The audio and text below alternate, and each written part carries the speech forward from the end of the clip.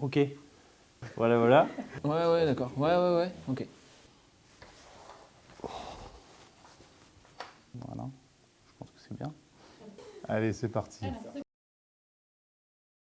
Responsable commercial, animer le réseau Quasi-H Groul SAS pour tous les vendeurs selon les différents secteurs et typologies de clients et secteurs. Je suis responsable commercial adjoint chez Clou Équipement pour la partie Kubota agricole.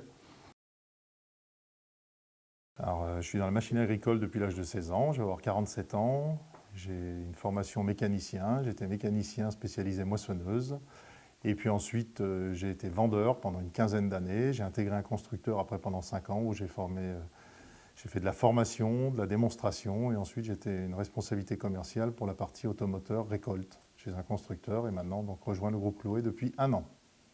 J'ai commencé avec des études, donc avec un bac pro, suite à ça un BTS en commerce, spécialité agrofourniture. Ensuite, j'ai commencé mon activité professionnelle dans la vente de produits phytosanitaires.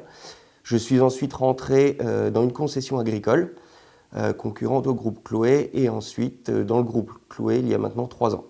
Je suis arrivé chez Chloé en 2007 en apprentissage, en BTS NRC, négociation, relations clients, jusqu'en 2009.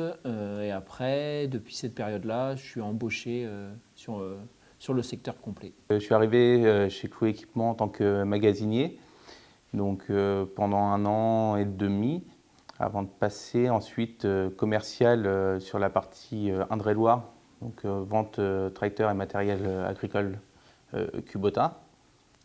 Et depuis septembre de l'année dernière, je suis passé responsable commercial adjoint pour les 5 départements couverts par Chloé Équipement.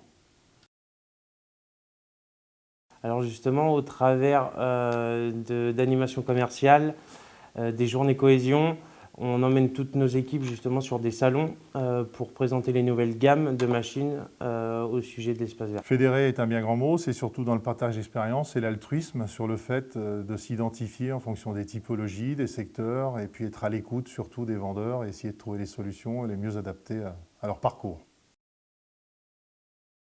Un bon commercial déjà, c'est quelqu'un qui a l'envie d'apprendre, qui est dynamique et qui a un très bon feeling envers les clients. L'écoute, le DAPA, dis-moi d'abord, je parlerai après. Donc la première chose que je fais le matin en arrivant au travail, c'est donc de saluer tous mes collègues, l'atelier et le magasin. Et ensuite faire un débrief avec mes collègues pour savoir quel client est passé aux pièces. Également avec l'atelier, savoir quel client est passé à l'atelier pour ensuite rappeler les clients si nécessaire ou organiser une tournée pour des clients qui auraient d'éventuels besoins par la suite. La première chose que je fais en arrivant au travail, c'est donc je vais saluer tous mes collaborateurs et on fait le point sur toutes les affaires à venir à voir sur différents services.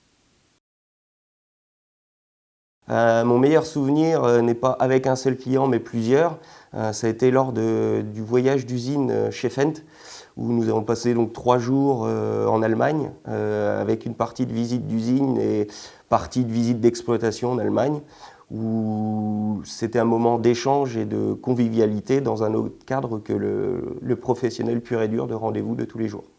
C'est la première vente de tracteur neuf que j'ai fait où le client m'a dit allez, si c'est le premier, je veux être le premier client à t'acheter un tracteur. Un client totalement concurrent, bastion concurrent, visité, qui m'avait toujours promis qu'il ne m'achèterait jamais rien et un jour je lui ai vendu une moissonneuse. Voilà. L'expérience que je peux trouver entre guillemets la plus étrange, c'est d'avoir fait une affaire chez un nouveau client qui pour moi était entre guillemets perdu d'avance et s'est avéré positif par la suite avec la vente d'un tracteur. C'est en rendant visite chez un client qui s'était blessé à la cheville. Sa femme me dit viens, t'inquiète pas, il est dans la salle de bain. Donc je rentre dans la salle de bain et là le client était sous la douche. Donc là ça c'est très étrange. Voilà. Je pars le soir justement rejoindre le client pour finaliser cette vente.